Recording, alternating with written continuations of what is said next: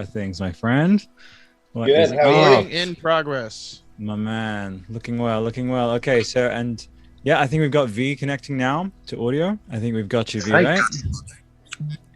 He's with us. How's it going? Excellent, brilliant. Hey, we're getting there with like the instantaneousness. Maybe 6G. It'll just be boom. You're all in the room in 1 second. But we have to obviously start with Calvin. How have you been? How does the day find you? Yeah, good. There's a beautiful sunset right now, Sappy style. I wish you could see it. But yeah, it's good. We'll use our I don't know, our digital approximations of what a sunset would be. We'll just we'll upload that. Man, I want to say when I was messaging you about Animatrix, which by the way, I want to say to both V and Laz, welcome. Love you both. So good seeing you again after episode 1. Yeah. Yeah, no, thanks for having us. It went well. I thought the stuff you did in post was pretty good. You liked it? Okay, cool, man. I do what I can, and I'm going to be signal boosting all of you on the main consolidated channel, which has the 40K subs. And I need all of you to just be at least 20,000-30,000 subs like now. Like I need to like whatever I need to arrange. Like it's just so yeah, no, trust the process. Trust the process. This guy here, cool. No, and I admire Calvin, just so that I'm just spreading the good vibes. Is I admire the two people who have joined us, and yourself as well, for the commitment and for the work ethic, you know. And now I have to obviously throw it to Calvin for his Matrix aficionado / like living that Matrix life ethic, man. Like I'm digging it. That's fantastic. Is that stuff just always there in the lounge, or did you do that for us? Nah, a lot of it's so we're in quite a small house, so a lot of it's in the attic and stuff. So I need a bigger house, so I convinced my my fiance to get so I can have a Matrix office. Well, that's good. That's the dream. But some of it's out. The Hot Toys Neo. He's my little desk companion. He stays on display. But yeah, I've got some stuff out. But honestly, I've got so much stuff. Man, I am digging heavy on it, and I am just low key like earnest Australian style press ganging you into just being a host for this fucking. Come on, man, we'll catch up once a month or whatever. Talk some fucking Matrix. I love all the content the other guys do. Watch their videos and Vesuvius.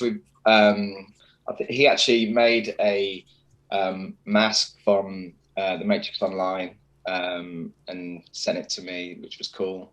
Oh, the good assassin mask. He made one of those, which was cool, and I got that in the collection. So it's good. Love their content. I'm loving it. Yeah, it's got to be exciting to blow all the dust off all that stuff and being able to pull it out and be excited about it again.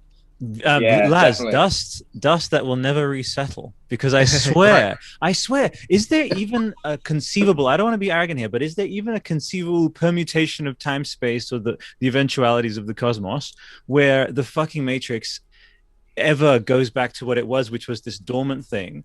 Because literally we are entering like the digital age. Like it is going to be at the heart of discussion, and all of as you said, trust the process. But all three of you are gonna need to like block out your calendars for like fucking December, and from then on, it's gonna be really, really rad. So, but I figured let's bring in the listeners too. I'm just this conduit, and I like to kind of gather these people, but it's Neo Matrixology, it's Vesuvius MXO. We eventually want to get the Matrix explained. I sent him the invite, so I don't know what I did. I hope there's not some secret slight or something, but wishing him well. And then we have Calvin, who's joining us for the first time. I like to actually say, obviously, if this was 2023, then it would be the it would be 20th anniversary. But the thing is, every single year when you check off these, it's that anniversary for this, I do always think about the year, which was 2003, which was everything. Like Lana and Lily were like, how about everything? Just have everything, which is Animatrix, Reloaded, Revolutions. It was, you couldn't escape it. And so I am heavily manifesting major 2003 vibes, and then even more in December. So I guess we can do a hype check. Vesuv VV, where when this releases, there will be 200 days until the release of the Matrix Resurrections. Yes. Oh, yeah. How you doing, buddy? Good. I'm enjoying the ride. I'm enjoying the build up. You know, there's a couple more content things I wish I was a little faster at putting out, but I, you know, still got some time. But you know, Reddit is building. You know, Reddit is very active. Our Discord channel actually just hit today 1,000 people are on our Discord channel. Nice. So it's building. You know, it's kind of, and I feel like I'm right in the middle. So it's like when you're in the loading area and the world is just like downloading around you, and then you're going to be in a city.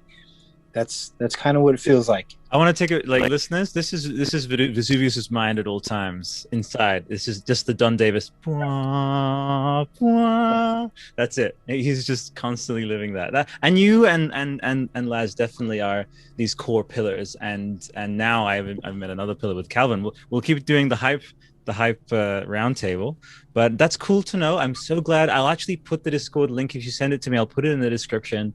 Really start catalyzing some, you know, Venn diagramming of communities. And yeah, if you have access or know any of the reddit.com/r/matrix mods, for my, like, just put me out of my misery. Just add an icon to that damn Reddit mobile app. Because Calvin, do you check the Reddit mobile app? Like, you go on Reddit, like on the mobile app, right? Yeah, I've got the app. Yeah. Thank you. And so then there's this narrative among some of the, like, old school Reddit people that, oh, no one uses it. It's like, we do, and it's the future. And can you just, like, please? Because I'm like a designer. I'm like, because you know, Laz, you said you liked how I kind of created that golden code thing for you.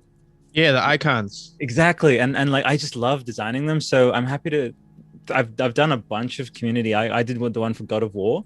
So like in the snoo style, I'll fucking throw something like that together. But just, yeah, we need to really step up to that. Like, there's something that just legitimizes a subreddit if it has its own icon. Anyway, the fucking graphic designer needs to shut up now. All right, Laz, give me your hype check. How are things 200 days out? Well, you know, since the last time we spoke, quite a bit of news has kind of come out. I mean, I wouldn't say major releases, more confirmations of things we already knew, but the fact or the point is that the radio silence seems to be over. That's like it. Whatever memo that the actors and the production staff got to shut the F up, like that time seems to be over. They're allowed to speak again. So I'm excited for that, just because, you know, like I said, in terms of hype buildup, we get to kind of preview and get a peek and see at what was going on at the production level. And, you know, we're all kind of hoping that this is the teaser of the teaser for the trailer. Like, that is right, buddy. And I want to also just signal boost and shout out to Laz's latest video discussing, and so many wonderful reveals from that interview from the co-director of The Matrix Resurrections. And what was his name again, by the way? Amazing Australian guy, right? James McTeague. James McTeague, love him, and I really am looking forward to seeing. You know, one thing he mentioned is like, yeah, like he's a director, like he's an unto himself amazing artist. Right. He was AD, which is assistant director on the original Matrix trilogy, and that's what he said. He says, you know, they got him to do he directed V for Vendetta, and Ninja Assassin. So since then, he's been a director. He's moved on from assistant directing, but because of some, I don't know if it's a SAG rule, Screen Actors Guild, I don't know what Hollywood, you know, rule it is, but unless you have the same surname, you know, you can't be listed as a co-director. So that's why he has the credit of a producer. But the original Matrix is the Wachowskis together because they have the same last name. So that's the technicality, but that's why I put producer / co-director, because I felt like that's news to us. Like, you know what I mean? No one is. Nowhere else is it listed that way, but basically he's already confirmed, hey, I was co-directing this, which I think is pretty cool. I think it speaks to what we were talking about last time, just in terms of Lana's ability to find these great people to collaborate with. I mean, when you're at that level and you're working on something with that kind of budget, you would hope that that's the case, but it's not always the case. And I think that she does a really good job at pulling and putting together the best of the best. She really does, man. Very succinctly put.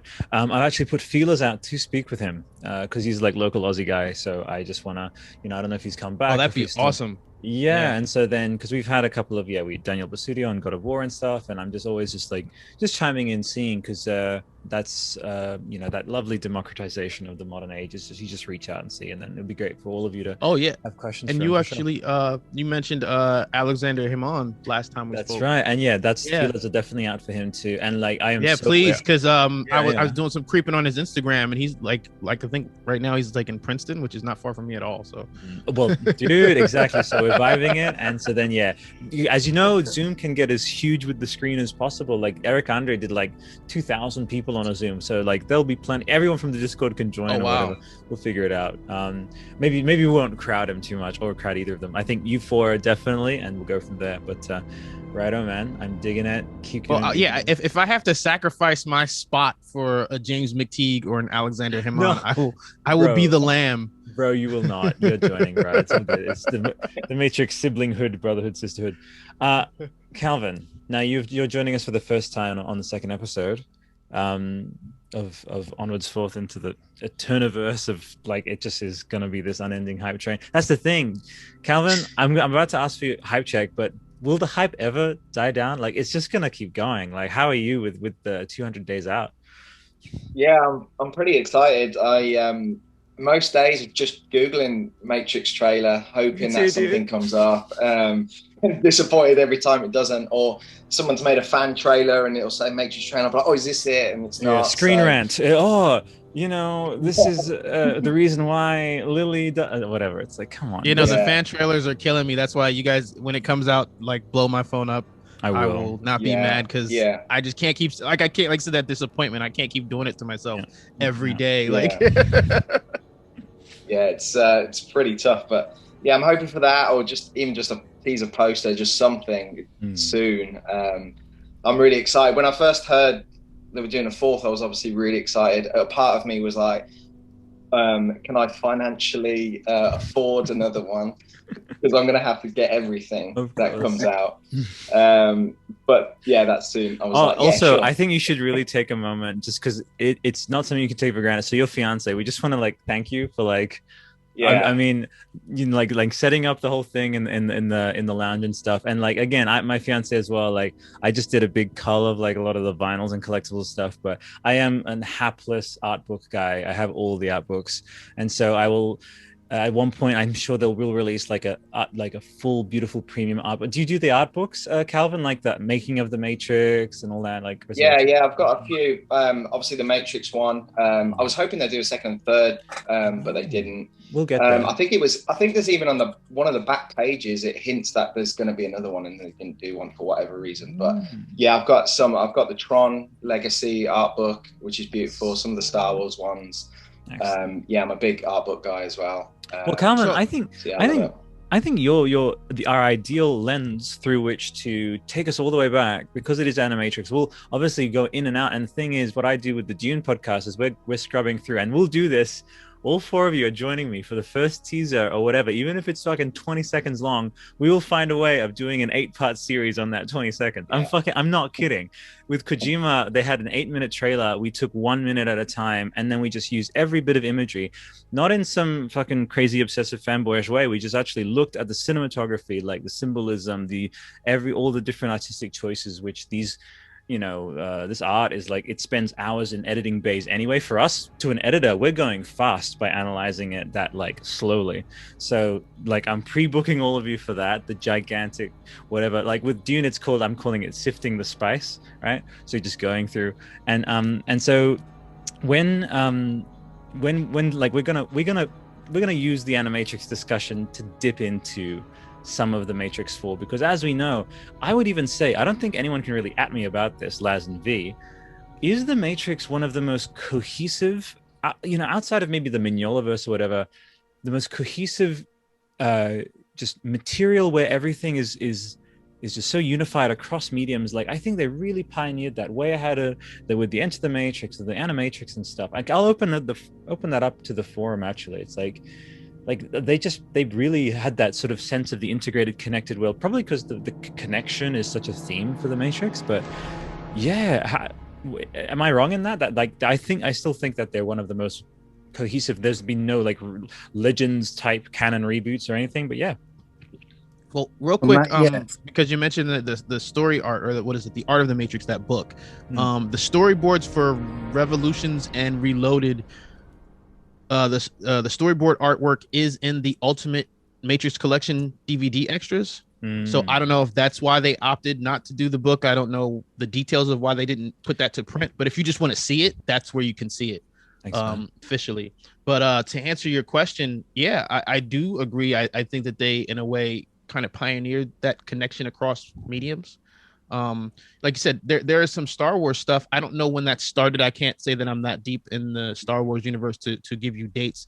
They might have kicked it off, but you know, I keep hearing that a lot of stuff doesn't sync up the way you're talking about. Like there's some retcon, there's holes and gaps, and then another series or another movie comes out that erases something or makes something not make sense. So I think that the Matrix universe is actually really good at avoiding that, at having those kind of pitfalls and troubles. Frankly, we talked about that a little bit, and I want to support you here. Frankly, it's because they actually care. Like when I was watching, I throw on, like, again, your videos are just on a constant rotation, man. Like it's just like so then also, but I'll go to the Enter the Matrix and I'll see, you know, Niobe talk about, it's like that's the game. She's talking about something from Osiris from Animatrix, which is then relevant to Reloaded. It's and that was fucking predating it by quite a bit, you know, that whole integrated universe thing. And it's good to see the you know, the queens reclaim their throne, or the queen, you know, Lana reclaim her throne. Cannot fucking wait. But yeah, so well, I was gonna say my fiance, so she is a huge fan of the Matrix trilogy, and we've watched that so many times. That's how, when I knew she was the one. Oh my fucking! He just see what I did there. I'm clipping this out and sending it to you on Instagram so you can send it to her. Yeah, she is the one. Of course she is. That's right. So well, she'd never seen the Animatrix before, and for this I said, let's rewatch it, and you can watch it for the first time.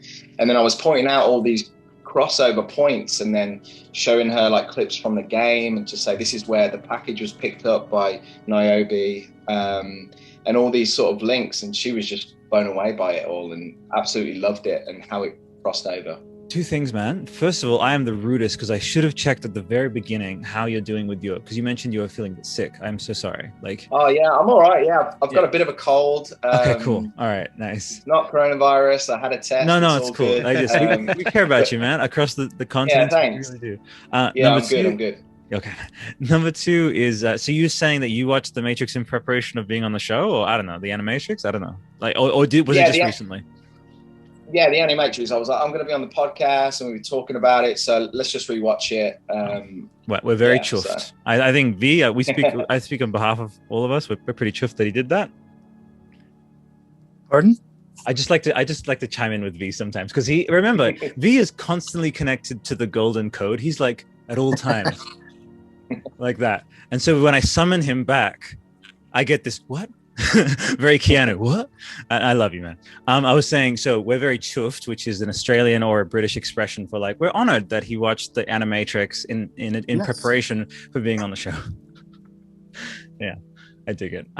Well, that's really great, man. And I want to go around. We'll do another roundtables are the best, man. So first time you watched the Animatrix, take me back. And which is your favorite of the shorts? So 2003, obviously. Are we talking a DVD over at like some friend's house eating pizza?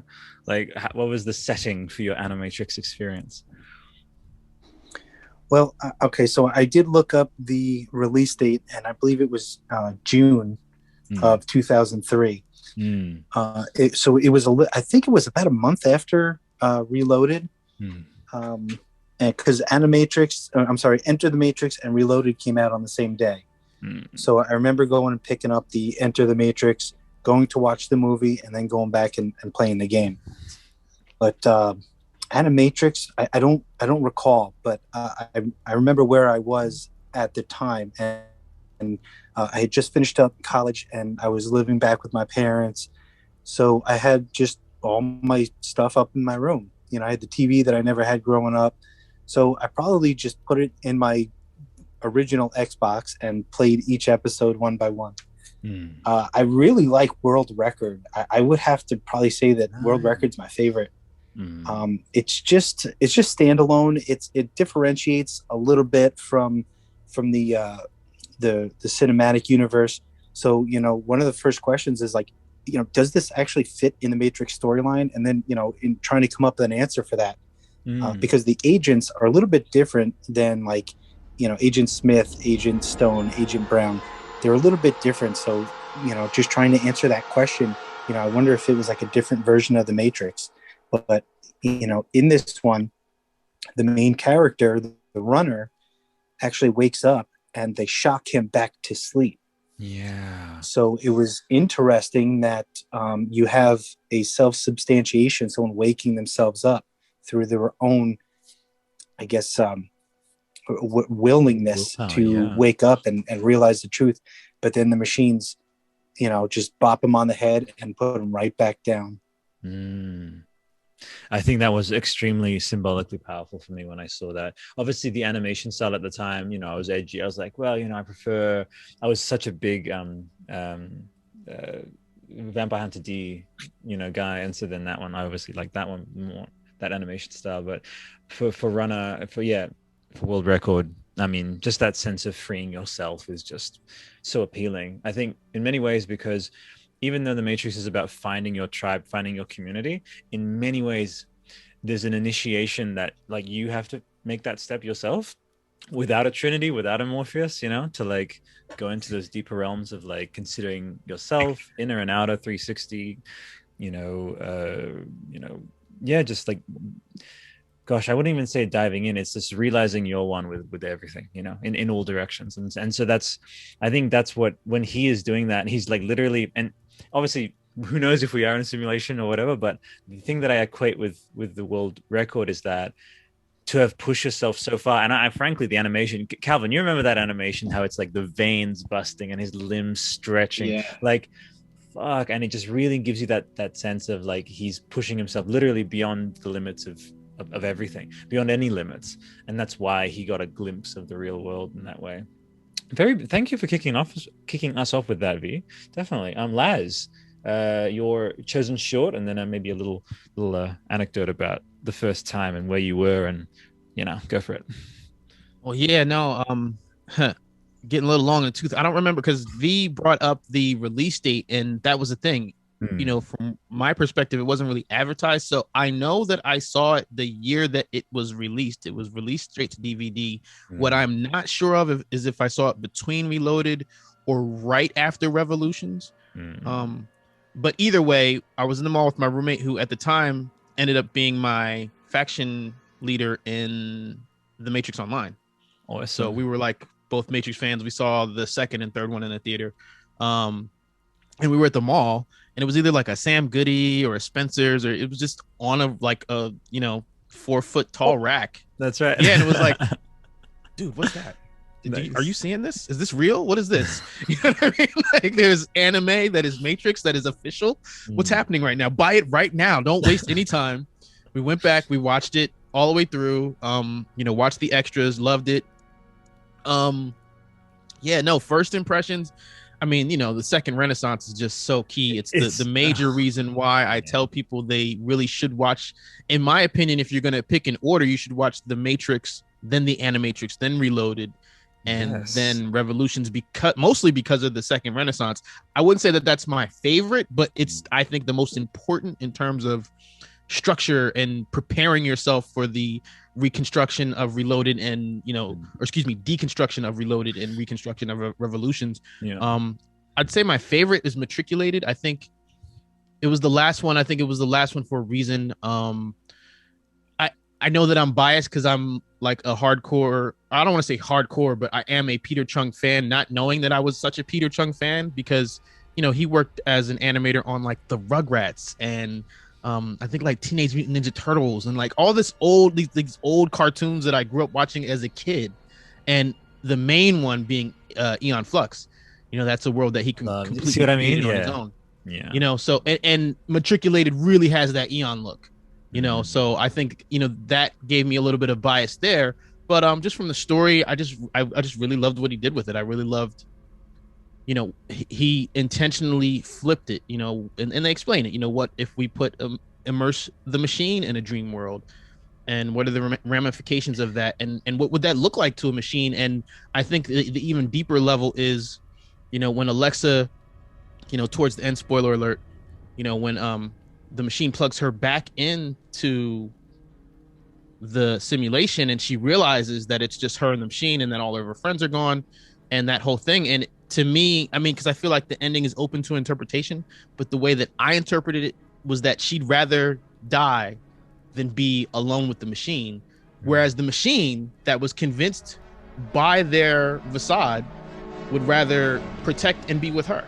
So it just it said a lot about the because I know the Wachowskis talked about how important, like with the Matrix Online, that you keep that same symbiosis, that the machine needs the humans need the machines. But I just thought that there was some type of very strong poetic statement with that reality, that people always choose people, but are they really ready to choose an alliance with the machine? That's very poignant. Yeah, you really got me thinking there, man. Very eloquently expressed. And actually, I'll just backtrack quickly to V, just so that with every one of the, as we're going around, we're just throwing a vibe or a riff to the Matrix 4. So with World Record, the idea of in the Matrix 4 seeing people, because as you know, I think part of the Matrix Online is that the architect is no longer allowing people, he's not freeing people anymore, so they would have to free themselves. So that would be interesting to see if we can see some self-initiated sort of freedoms there. And then for Matriculated, I definitely want to see more gray area between like sympathetic machines and machines that they themselves, like we saw a bit of that obviously in Revolutions with Sati and her family, but I think and that symbiosis, that idea of like, by the way, like it's not as, just like at the end of the Star Wars trilogies, like it's not as simple as like, and even that beautiful line from the architect. I did a deep dive on the architect yesterday, and how he's like, what am I, human? Like this won't last. Like there's more layers to this, naturally, not as a cash cap, like, siphoning thing. It's just like it follows logically when you follow the plot of the Matrix, and you follow and then that's the thing. One of the gifts, listeners, of the Animatrix is it contextualizes the stories and gives you the history of like the how many years that has been. And like, can you really shift that? Like, I mean, it's beautiful and romantic, but as Laz very expertly pointed out last episode, is like one thing Lana and Lily, and Lana mainly now, is not afraid of is deconstructing. So, and the thing is, things can be endlessly deconstructed. We are deconstructions of fucking celestial forces. So like, and we will, when we die, continue to be deconstructed. So there's something very natural about deconstruction, and yet there's a lot of like, and by the way, Calvin, we fucking love the sequels here. Like, we love them so much. I think Reloaded is my favorite, definitely. And yeah, we'll talk about Revolutions later on. But yeah, so, but yeah, no, that's so valuable to kind of get that reminder of like, yeah, you know what? Actually, I'll open the forum. It's like the idea of symbiosis explored in the Matrix 4. We can, any speculative riffs are welcome from anyone. If you guys don't want it, that's okay. I can throw it to Calvin. We can go just that theme of symbiosis and what you think. There's going to be something that I find quite like nightmarish in the way that I think, because James McTee was talking about, like, we've come full circle in many ways with the way that they're making the film, with going like lo-fi, less CG. If we come back to that terror, like it was actual terror I felt when I realized, oh my god, we're inextricable, we cannot escape. We've seen how deep into you are with leaks and set photos and stuff, Calvin. We want to be respectful. Yeah, so I've seen. Yeah, if there's a set photo, I've checked it out and stuff. Okay. All right. I've been scratching my head again and again of potentially what could the story be. Seeing loads of different types of Keanu looks. Is it the shaved head? Just him? Yeah, is that him in the real world, or is that just different versions of him in the Matrix? It'd be interesting to see. That's cool, dude. All right. Man, I'm digging. Tough to know what direction they're going to go in, really. But, oh man! Also, you guys. I mean, I literally could just like riff on forever. So rein me in. Talk like if you're like, Albert, actually that made me think of this. Just jump in. I am so open to like people building on the riffs and stuff. And Yeah, I love building on what you guys discussed too. So we've gone around, and lads, before I cut to Calvin, any other little tiny riffs about the Animatrix before we swing things to the new guy? Well, that's the thing. I mean, I can go on. You pick an episode, and I can go on Yeah, and on boy. about it. So, Man, okay, that's it. Final flight of the Osiris. What was Calvin? What's your favorite Animatrix episode? So I remember when I first watched it. I mean, I got it on DVD. I can't remember exactly when. It was all a big Matrix sort of blur at the time because everything was being released. I remember like V getting the Enter the Matrix game and playing that solid around the time of Reloaded. And I remember watching the Animatrix and absolutely loving it. My favorite, I think at the time, was probably the kid's story, just because it had, the cameos of Neo and Trinity, which, I absolutely loved. And I also loved that sketchy style, especially when he's on the skateboard trying to escape in that real sort of sketchy style of animation.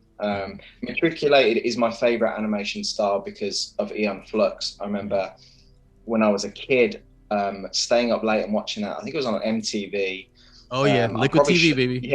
Yeah. I was way too young probably to be watching it, but stayed up late and whatever, and watched it, and didn't understand it as a kid, but absolutely was just loving the animation style. So to see that again, in a more modern style in 2003 was amazing. So that's probably my favorite animation style. Okay, so you have to lock it in. So Kid Story, or what are we talking? Kid Story? Yeah, I'll take Kid Story for the story. Yeah. Right. I'll choose that because it's a different one as well. Now it's up. The path bifurcates now. So either I can throw out something to the Matrix 4 and kind of fold it in, kind of start a bit of a platform for riffing there, or do you want to just do it yourself? It's like, from what you observed in Kid Story, which is, what is the heart of Kid, the character, to you? Like, what's the heart of him? Like, I think just his dedication to his beliefs and not having so much confidence in Neo and Trinity existing.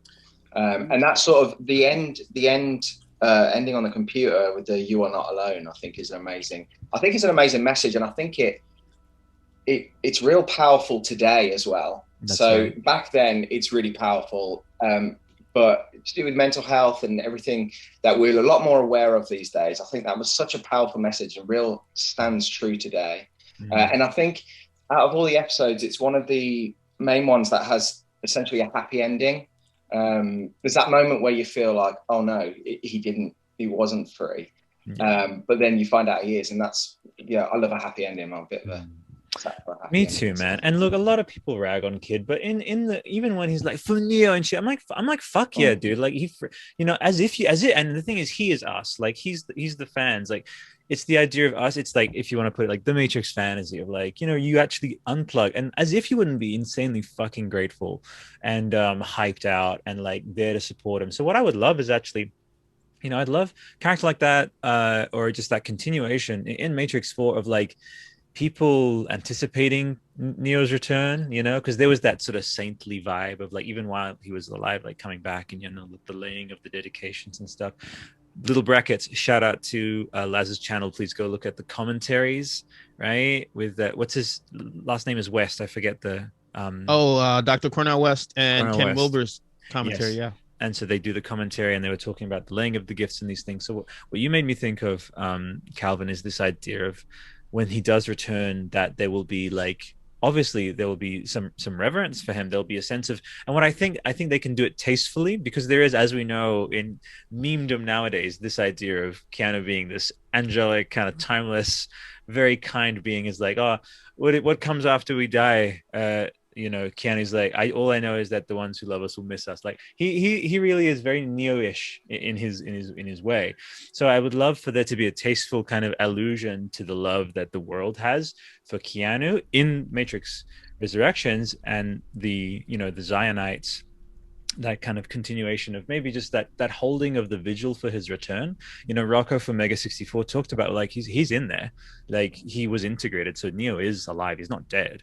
And so you just made me think of that like the cult of Kid, like waiting in a good way, not in like in a way that I would support him. Yeah, that was a great parallel though, just that kid kind of represents this super fan, this, the fanatic, if you will. But from a wholesome place, like and that's the thing is, right, his actions, I think he integrates it really well. I think it can be very toxic where people prioritize the fandom over the material. For me, material and the art of it always comes first. And I think he, by the end, when he's fighting, like he has his priorities straight, and he is the real deal when he fights, and is just, as if fuck any of us now could strap themselves into one of those and like not shit themselves. Like fuck me, like that APC, like fuck, Jesus Christ, man, I fucking love revolutions. Oh man, don't squeeze the trigger. Don't squeeze the trigger. Mifune. Oh, don't over squeeze the trigger. Yeah, that's right. I neglected, even though that's fine, because again, I'm just the conduit. If I had a, if we were like the this, the that, I'll matrixify words for you guys eventually. The record keeper, the archivist. I'll figure out words for you. If I were to have a name, it'd be the conduit. I like to kind of be a conduit for people, and for like vibes and just stuff where I like. I don't know. Maybe you've noticed, Calvin, is I cannot, especially with the Matrix. Like I'll do this with Resident Evil. I'll do this with shit that's even in more surface kind of realms of the art and entertainment sphere. There's no point to art and entertainment for me if it doesn't relate back to the human condition. And the heart of the Matrix is the human condition. And so it's obviously, we will get Tiger Chen on the show, and we will fucking talk some martial arts, and I will show him my roundhouse, and he will laugh, and that will be hilarious. But yeah, anyway, tangents. So for me, my favorite fucking one, obviously, I mentioned Vampire Hunter D. I'm artist designer kind of thing, but I also love it. It's it's Program, Jesus Christ. I feel like Program had the most traditional animation as far as anime goes. Like it looked the most anime at that time. But Laz, it gets complicated because, all right, don't judge me, people, because my favorite overall is Program, but my favorite story wise is Renaissance Part 2.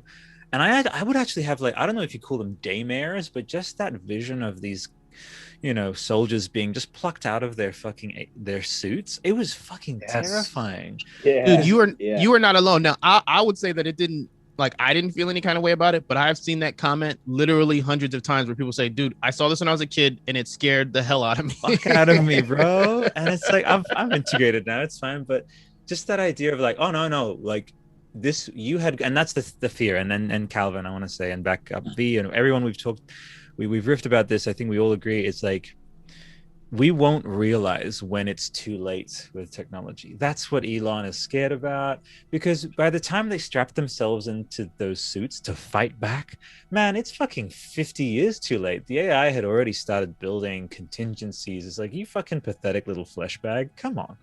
And so that's why I think Lana, if you can somehow divert the path of history with this film to kind of like, just like, I love Siri, but I'm cool with her just kind of like, I love when Siri makes a mistake. It makes me so happy. It's like I have to repeat myself because it means she's fallible at least, So, but then my fiance, she's like, she makes mistakes on purpose to lull you into a false sense of security. I'm like, babe, don't do this. Oh, but that's what I think. That's what's the most hard-hitting or poetic, or however you want to word that. The most remembering factor for me in the story of the Renaissance is that dynamic where you're, in the first original Matrix, it's very black and white. It's very simple. People are good, machines are bad. When you get to the second Renaissance, you see this whole story arc of the machines just trying to be accepted and trying to work together and saying, hey, we get it, we're smarter, but that doesn't mean we can't be cool. And it being the human race that said, nah, we want to go to war. That's so us. It is so us. It just is. It'll be our downfall. Even after everything in Second Renaissance, they after everything we've done to the machines and we've killed them all, we're chucking them into the ocean and stuff, they still ask for acceptance and go to the United Nations, and we still, even after everything, reject them. And then it just makes you think, well, we kind of deserved it.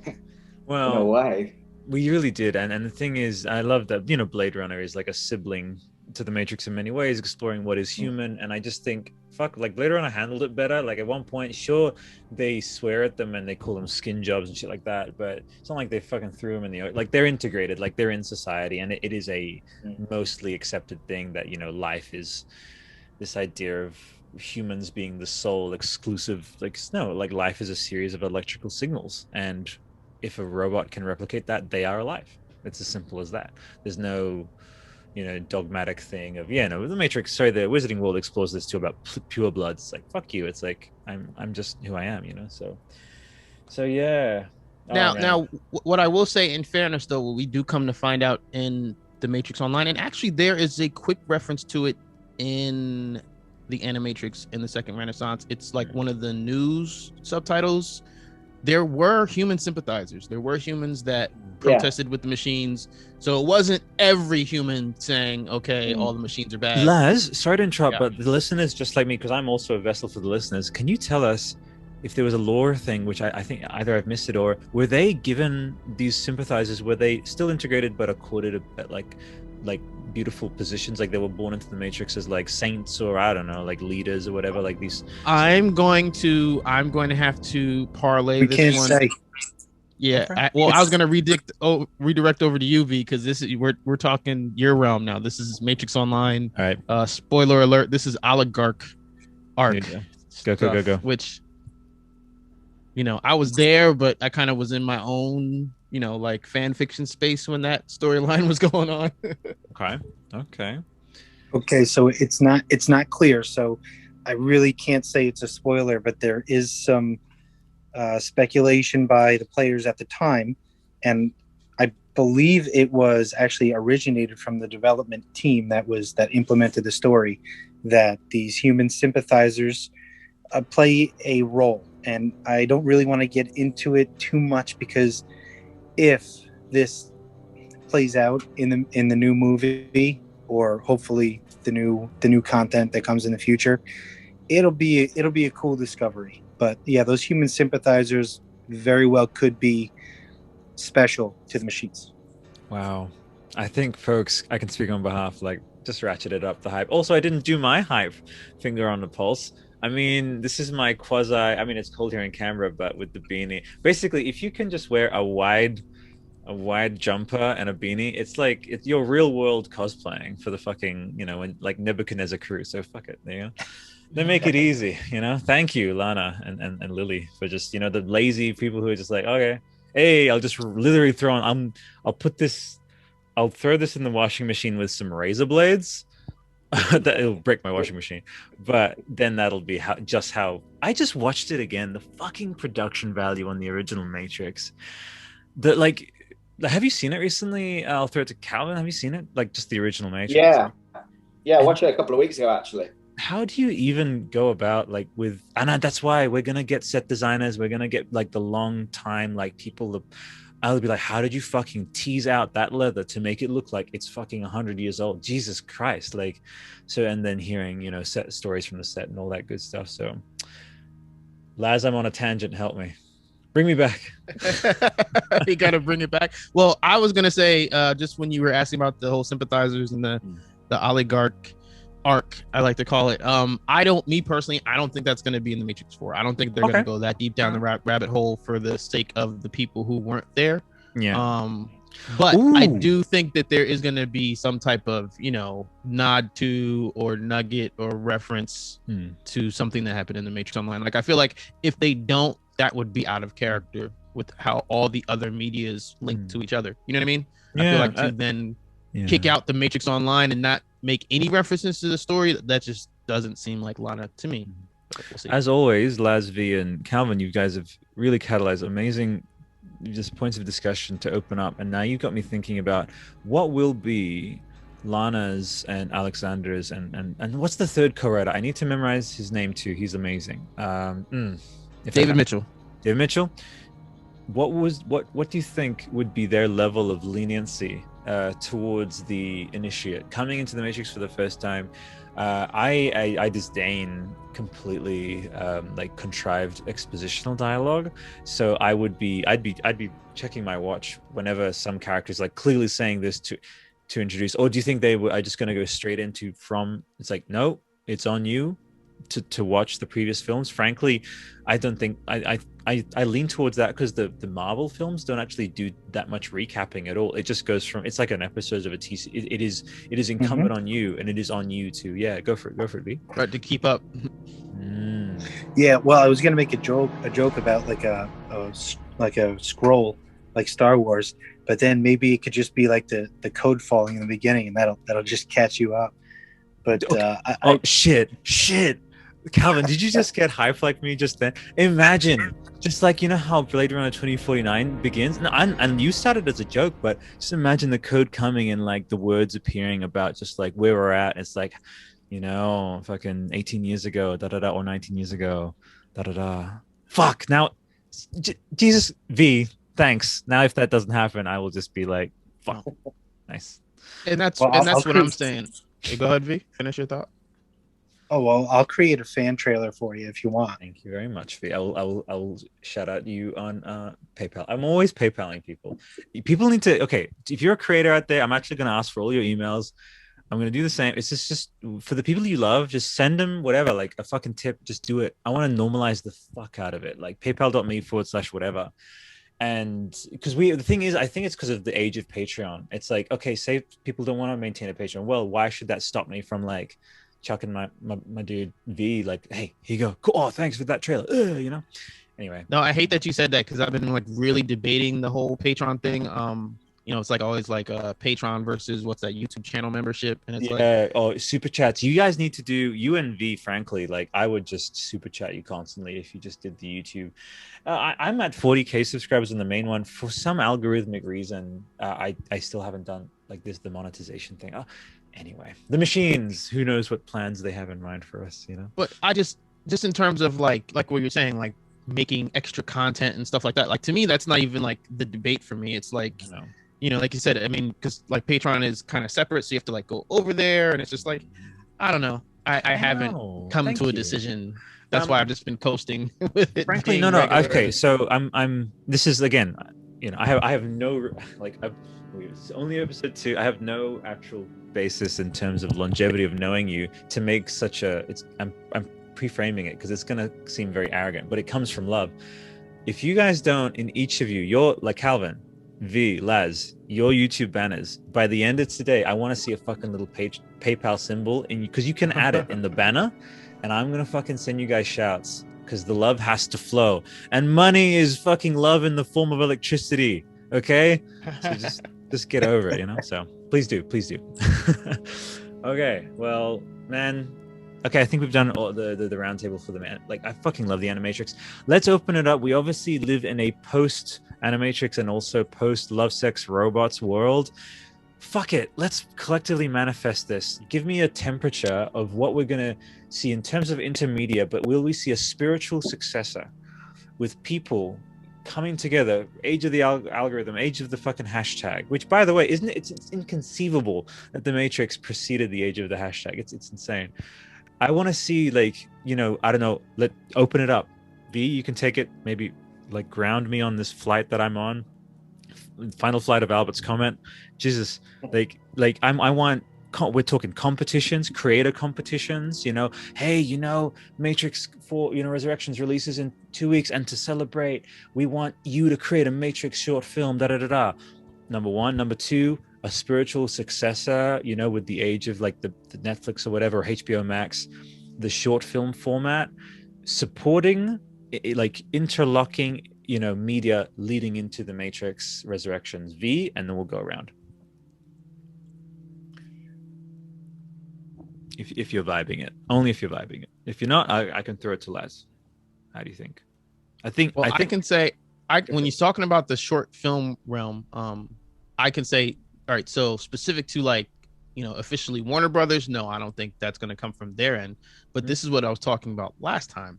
There's nothing to stop us as fans, you know, as long as you're not trying to gain a profit from it, then, you know, no one's going to sue you or cease and desist or anything like that. So, you know, as the fans, if we put something together, I mean, it's just out there in the ether, and yeah, it's unofficial, but this is what I was saying last time. I think we're at that point that if we want how what you guys were describing. I remember that feeling. Like I said, 2003, we were bombarded with stuff like, oh, look, there's comics online, there's a video game over here, oh, you want another video game, we'll do that.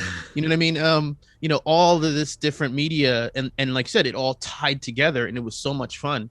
If we want to get back to that, this is our opportunity for exactly what you're talking about.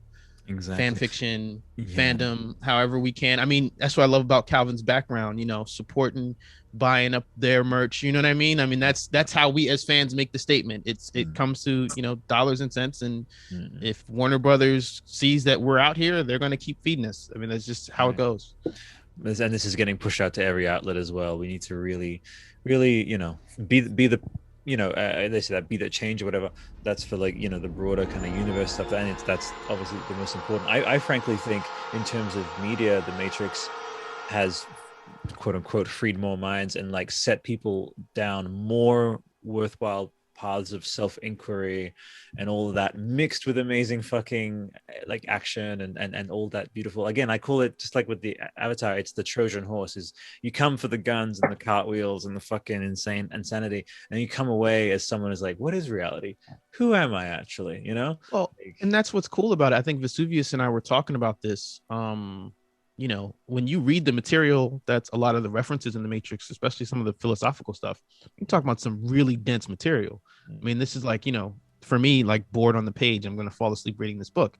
But like I said, with the Matrix, with all the action, and it comes from a place of authenticity. It wasn't like the Wachowskis sat down and were like, oh, what kind of gimmicks can we sell this philosophy stuff with? No, they were fans of Kung Fu. Both. And they brought in Wu Ping. You know what I'm saying? Again, they're bringing in the best of the best to show us these different layers of dense material painted with all of this actual entertainment. So, I mean, it's brilliant. I mean, this is why we're still talking about it 20 years later, right? Calvin.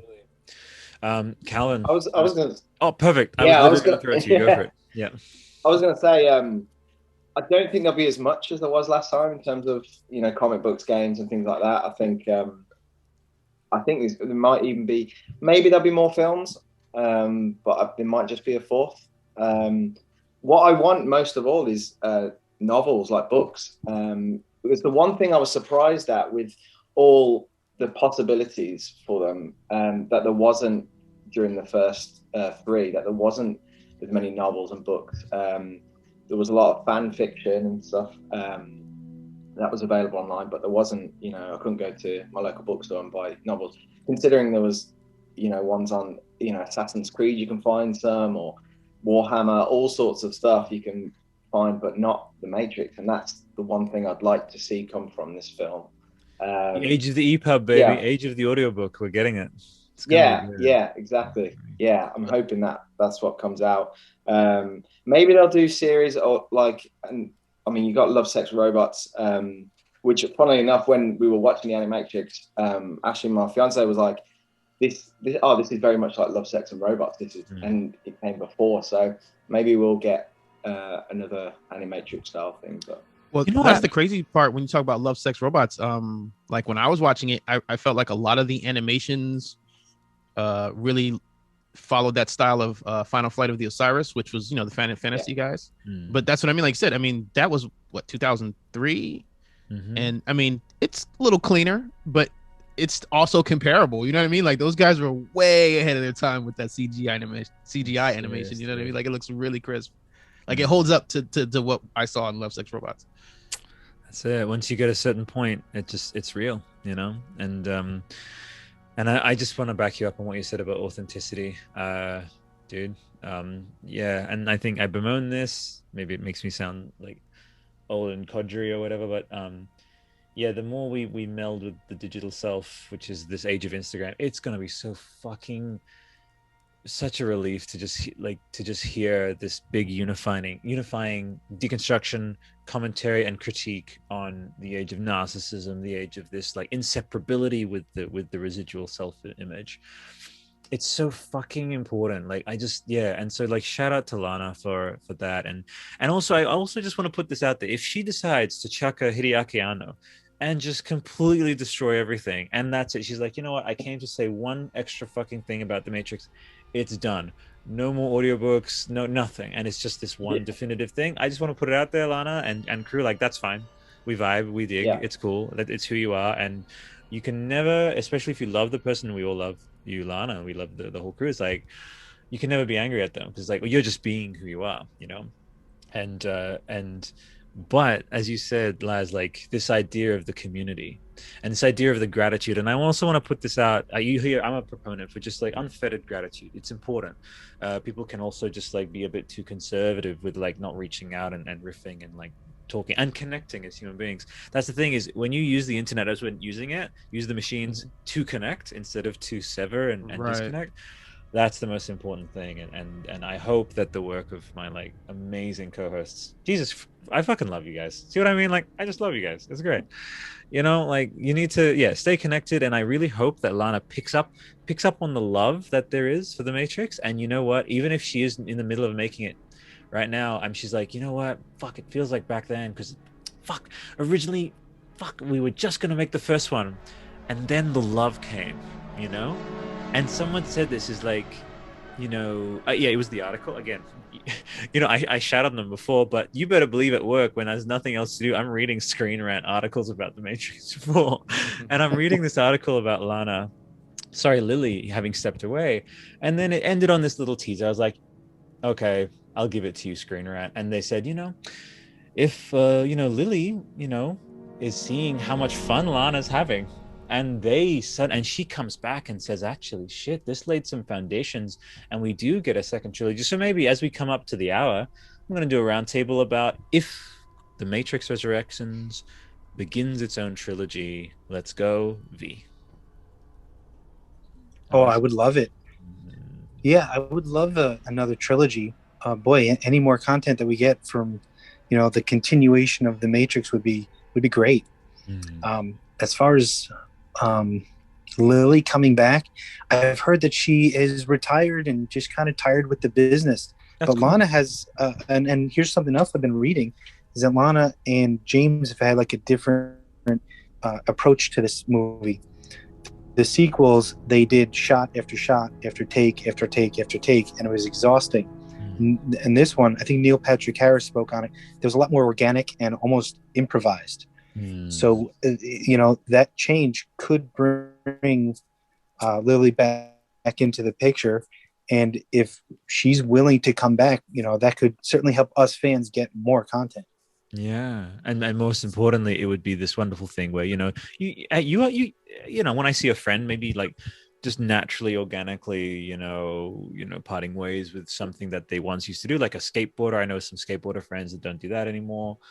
If she, in her own organic way, finds her way to like, you know what, just like how like James Cameron once said about the Avatar, is like, the reason I'm making 5 Avatar films is because I honestly, and he means it. And this is the guy who did Titanic, all these big films, you know, and he's like, you kind of tend to listen when this fucking king of art and entertainment in terms of the pulse of the people kind of thing, when he says this, he's like, I can say everything I want within the stories of Avatar, like artistically as a person. And as you said, Laz, like, this idea of the Matrix being this omnisphere of like, I can talk about anything, dream spheres, existence, I think, you know, Lily said something along the lines of like, since I transitioned, I just find like I don't have to do escapism stuff anymore. But I think Lana, what she's doing is she's leveraging what the Matrix lets you do, which is discuss it, express it after it's been this thing that wasn't something part of your life. Now it is your life, to find a way organically, not for us, the fans, but for you as the creator. And we just sort of really appreciate it as a byproduct. That's going to be exciting. So thank you for that hype-tastic riff,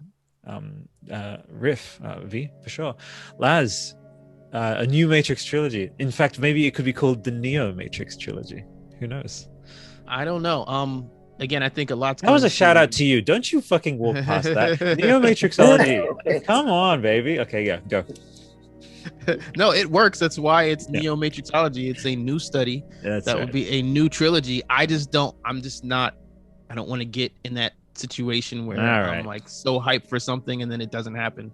I really would like. Calvin, you're my last hope. We'll just be the hype bastions. It's okay. I totally respect it. I told you about my hype philosophy, the 4 option. Did I tell you about my hype philosophy, Laz V, or is that another podcast? I haven't said it, No, right? that was the first one. That was the first one. Okay, cool. In that case, I've said the whole thing about like, okay, so my fourth option with hype is you just hype, and even if the thing doesn't happen, you got half out of it. But I'm manifesting everything to come true. So, but at the same time, I very much respect, because these guys, Calvin, like these are the vigil keepers of this community. They have kept the flame alive through the years. So they're, I wouldn't say like over wary, but they're just aware of the reality. And yeah, I think something's going to happen. I just think that we're in a much better position to get like a streamer. I mean, that just seems to be where not only are a lot of things going, but the CEO of Village Roadshow has already spoken to that specific medium. So that's why I'm just leaning towards that being the next thing. That doesn't mean we won't get another film. I mean, like I said, I think we talked about this last time. Zach Penn said his script is very much quote unquote on the table, whatever that means. Excellent. But that wouldn't be a Lana directed Matrix film. You see what I mean? Right. So there's like all this extra that comes with that. I don't know. We'll see. I think if the Matrix 4 gets a true theatrical release and they make money hands over fist, you can probably expect another film. That's it. Calvin, you're going to take us home, and to bounce out the airwaves, you do need to kind of like just next 15 minutes, all you, okay? Because I always keep in track. So let's go the next trilogy, manifesting that, and your vibes on that. Go for it. Yeah, I'd love one. The more Matrix stuff, the better. I don't think this film will fail. I think it'll be amazing. So I'd love a trilogy. I'd like a different sort of vibe, a different sort of story. Yeah. A bit more. I know Keanu Reeves said it's very much a love story, which excites me a lot. The first three were a love story as well, but I'd like more love. I'd love to have some LGBT representation in the movie. I know that was the original idea for Twitch, that she was going to be trans and change into when she goes into the Matrix, and for whatever reason, I think Warner Brothers said no.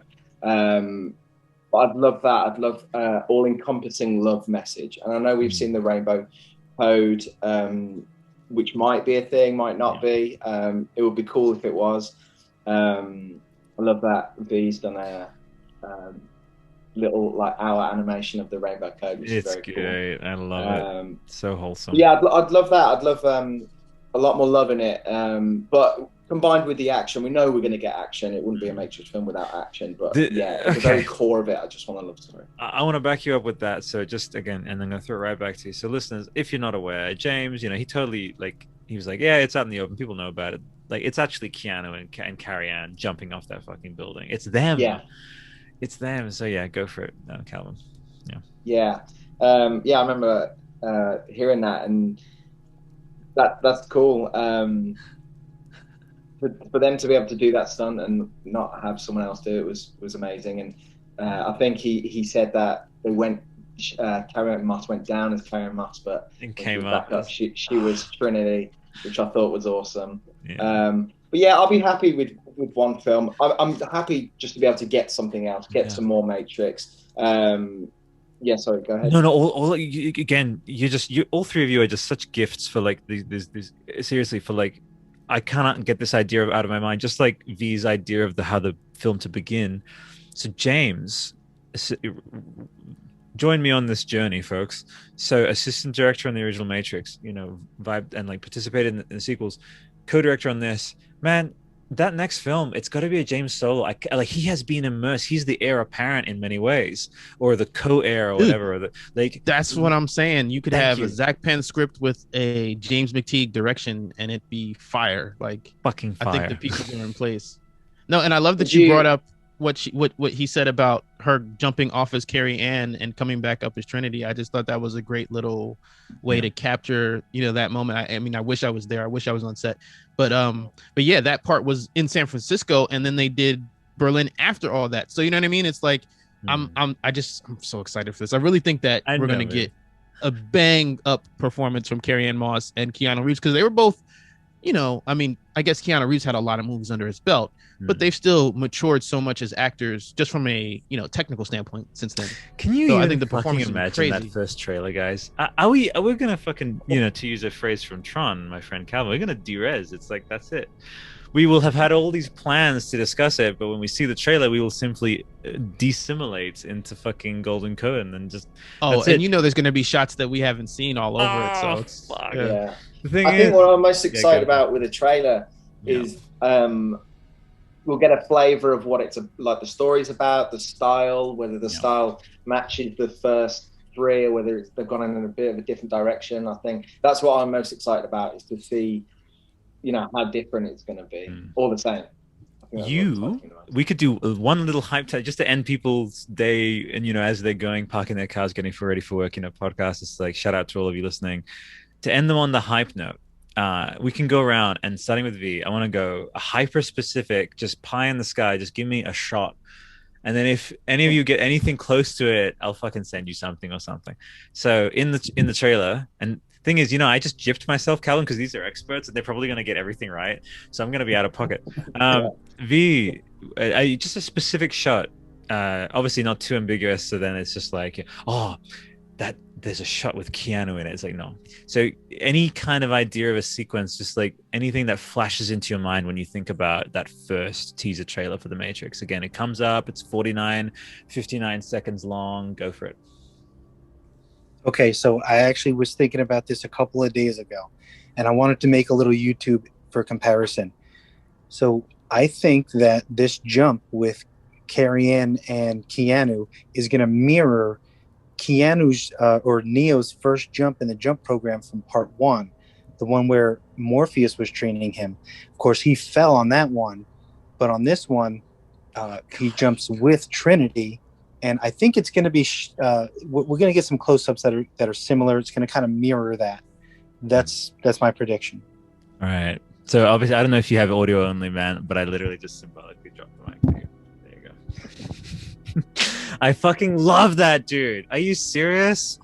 Jesus, I can so vibe with that. And again, it's like maybe you can even have a bit of the similar music from the first one, and then they make it together and they leap together. And okay, ready. Sometimes, trailers do this. Like there was the Ghostbusters Afterlife. You can hear Venkman say, call it fate, call it this. I believe it was here for a reason, and it's the afterlife. And if we just hear, black screen or whatever, you just hear it's like no one makes it on their first jump, and that's the line from the first Matrix. Yeah. No one does it. And then it opens up, and you hear the flapping of the fucking coat, and just boom, and then it super cuts of Berlin car chase, fucking. Yahya, who I saw in the fucking Greatest Showman yesterday, this fucking beast. I cannot fucking wait to see this legend like emerge in this fucking movie. Neil Patrick Harris like tracking some fucking guns and shit. Do you even understand what's about to happen? Laz, help me. I'm my heart, Laz. Well, no, it's gonna be hard to beat that one. That was a good one. I mean, I definitely, I think in one of those first videos when they first leaked that shot, or the test shot that we saw, I think I said something about it maybe being a construct because of what looked like Trinity at the time flying away. And then there's another mirror shot, or I don't know if it's a mirror shot, but just if you think of Trinity riding the motorcycle with the keymaker, right? And then you've got them in San Francisco with Keanu Reeves on the back of the bike. So there's that. This is hard because that's the thing. I mean, we've only seen these flashes, so it's hard to really say what we're gonna get. But I'll steal something. Go for it. From Project Ladybug, the fan fiction that I've been writing. I'll steal a look. I'll say that we'll have Keanu Reeves in the white hallways at some point in the film. Fuck yes. Damn, dude. That's right. And also Seraph, for example, just before I throw it to Calvin, where's he at? Has he reassimilated? Could Colin Chow come back? Has he retired? What's going on? I love Seraph. See, at first I was theorizing that if we saw Seraph, it would be Tiger Chen playing Seraph. I don't really think that's going to be how it plays out, though. Yeah. I just haven't seen any actors who look that part, if that makes sense. There you go. Okay, cool. Nice. Other than Tiger Chen. Oh yeah, I love that. I'm going to throw two, but one. So I reckon there's going to be a flash through different looks of Neo. So it's like and it's going to be like long hair with a beard, skinhead, you know, all that super fast. You know how he goes dun dun dun dun like that. Yeah, like really fast, like chopping. And then I reckon the second one, it might not happen, but I want it to end. I'd quite like it to end with the Merovingians laugh. Oh, okay. Shut the fuck up. Yeah, you know how they did the Darth Sidious his laugh at the end of the trailer. I'd like to see a similar thing, but with Merovingian. Amazing. Oh fuck me. So cool. Oh damn. Okay, well, I think V's won that. I think V's. V. Frankly, if we were going to hand out awards, for sure, man, you nailed it with that leap. The thing is also because, and maybe we can tail off on this, is that leap is so important for Neo in the first one. And the thing is, again, one thing about why it's timeless, the first one, is that, like, when are we not making leaps in life? When are we not making, like, especially when we want to, like, do something to grow? It's like there's no growth without fear and without overcoming some threshold or other. And that's what lends it. And that's why, as much as there's this Hollywood art commerce thing of like, it's being retold, it's being remade. Remember, before any of that fucking commerce and shit, by the fireplace, we were retelling stories not for money, but we were retelling them because it's important to retell them, simply to learn the lessons again. And so that lesson, you know, but with the tweak of there being Trinity there is amazing, which is that beautiful message of the integration of the masculine, feminine, you know, that, yeah, I just fucking love it. So symbolically great. Still, I just got to say, I mean, you may have won, but Neil Patrick Harris and Yahya fucking doing cartwheels, that's going to be great too. But it'll hit on all levels, I'm sure. And my love for the Matrix leads from that place of that cerebral place of love of that spirituality aspect is just the core of it. And then, I mean, cannot wait to see. I mean, I can see some One Piece style fucking handstand kicks, you know, and just like spinning around and shit, like really bringing back that wire work kind of vibe after the kind of, you know, the increase of the CG in the sequels. I'm into it, guys. It's definitely over the hour. Let's do another little round table for wrap ups, but starting with our guest. So Calvin, thank you for fucking joining us. It's been great. Thank you for having me. And totally consensually consenting to being our permanent co-host. Is that cool? Oh yeah, definitely. Yeah, I do that. By the way, always there's no pressure at all. It's all good.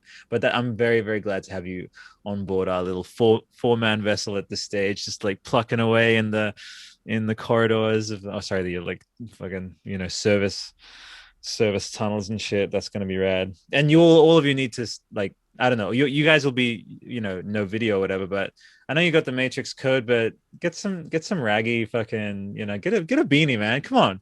Yeah. We're in the real world, baby. I mean, it's all good. So, but yeah, so Calvin, all of your links will be in the description, but please just name any of them and any other things you want to signal boost. Go for it. Yeah, I mean, you can follow me on Instagram. It's Calvin, JAYTEE. I have one YouTube video which is my collection. I need to update it. It's like 8 years old. It's like a bad video, but it shows all my collection up to that point. Well, which I believe is the biggest collection. Yeah, there is. And by the way, like that needs to be absolutely signal boosted. And send me the video. I'll post it and I'll do a thing, and then definitely do an update, man. That'd be great. I'll do an update. It's definitely grown way bigger. I met Carrie-Anne Moss at a comic convention. Oh wow, very cool. Yeah, nearly. I was so excited. I literally sprinted up. I wanted to be like the first in the queue, but one guy beat me. But yeah, and I ended up talking to her about the collection, and she said her husband actually he collects Matrix stuff too. And said he has a big collection. And I was like, I wonder if it's bigger. But yeah, he's got quite a big collection as well. So, we'll get you guys reunited at some point. She seems really vibey. And my fiance does a lot of you know, because, you know, Carrie was on Instagram for a while. She jumped away, but from what we did see is, you know, my fiance does the, you know, mindfulness and like leadership mentoring, emotional intelligence stuff, and like she is absolutely Venn diagrammed into that. So I might even get Ray on that one there, and just like so definitely with that for sure, man. I dig it. So yep, everything's in the description for our pal Calvin. Thanks for having me anyway. No, man, I'm already like pre-planning about like this thing is gonna definitely be next month. We're gonna chat some SDCC teaser posters, manifested. Okay, Laz, where can people find you? Oh, it's at NeoMatrixology on Instagram and Twitter. But the main, the meat and potatoes is the YouTube channel. That's where all the good gems are. So you can always search for NeoMatrixology and find me there. But just like I said, signal boosting. Like I said, I'm working on this fan fiction. I'd love to sit here and tell you guys that I had a budget to make it a short film, but at this point, I'm just gonna write it, and if it turns into a comic book, then that's what it turns into. If it just turns into a PDF, then that's what it turns into. The goal is just to put it out into the ether, and I think that the hardcore fans, the people in the room, the people who played the Matrix Online, I think that's who it's targeted for. Adaptations, man. I do this with the Quantum Myth. I put the story out and I actually have people come up, and it's the storytelling thing I do. It's like, because of that age of hashtags of like, and then you tag someone that like, hey, I could do a character design for this, and then it all comes together. Right. Yeah. However it comes together is how it's going to come together, and I'm just okay with that. So I love it. But yeah, if you can draw, hit me up. I will do designs, anything you need, man. I'm let's do it, brother.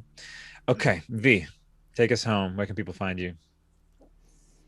Yeah, my home base is over on Instagram, and it's Vesuvius MXO. And if you click the link in the description, it's got all the projects that I've been working on for the last little while here since I kind of got back into the Matrix fandom. And surprise, we have another movie. So I got some cool things in the works. If you have an Apple Watch, I've got your live wallpaper. Get into it, man. Now, Callum, because you are our newest guest, we'll do this for future guests too.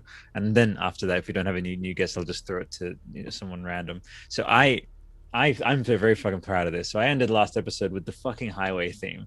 Pick any theme. We're gonna end the episode on it. What moment in the movie? Let's fucking go. Come on. What am I adding in the edit to this? The bit in the original score when Neo wakes up and the lightning goes down, the shot goes down. Boom. Throw that in there.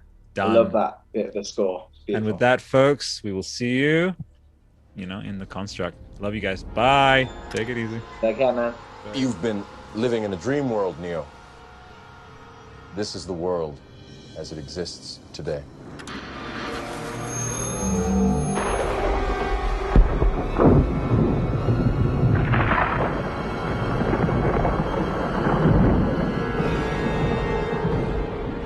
Welcome to the desert of the real.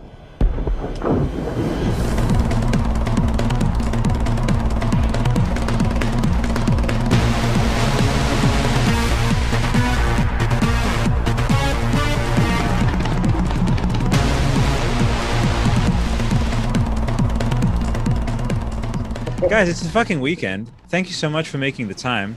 I usually do a little bit of a post show sometimes, but like, thank you so much. I really, really appreciate it. And I'm already looking forward to speaking with you guys next month again. Hey?